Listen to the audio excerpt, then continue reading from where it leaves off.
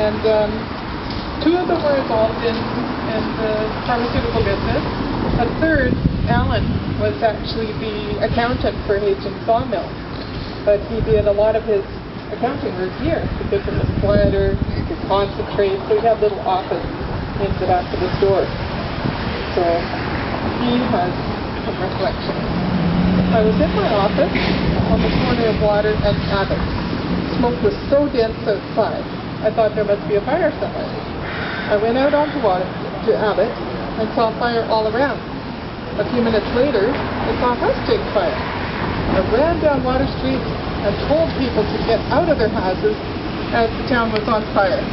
Nearly all of them left. That's a bit surprising.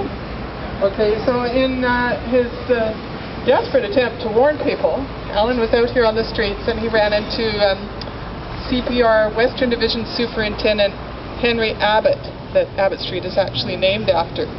So Mr. Abbott was definitely aware that there was a problem, and he decided he was going to try and do something about it.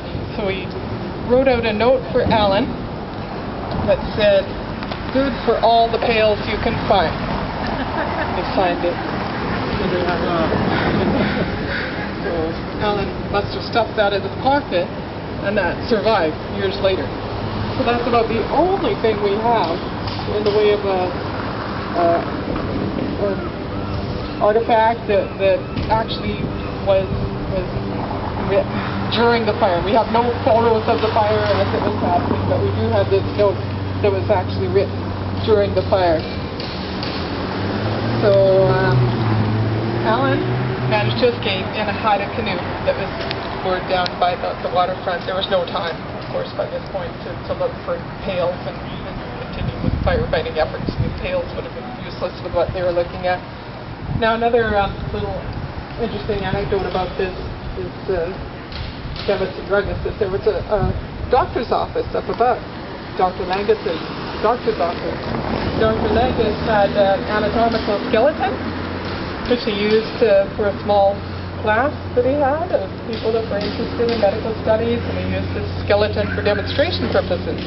So after the fire, of course, the McCartney brothers establishment was completely destroyed.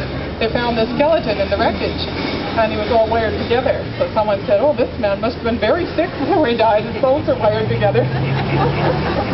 A little bit of comedy amidst the tragedy. And his name was Jimmy. Okay.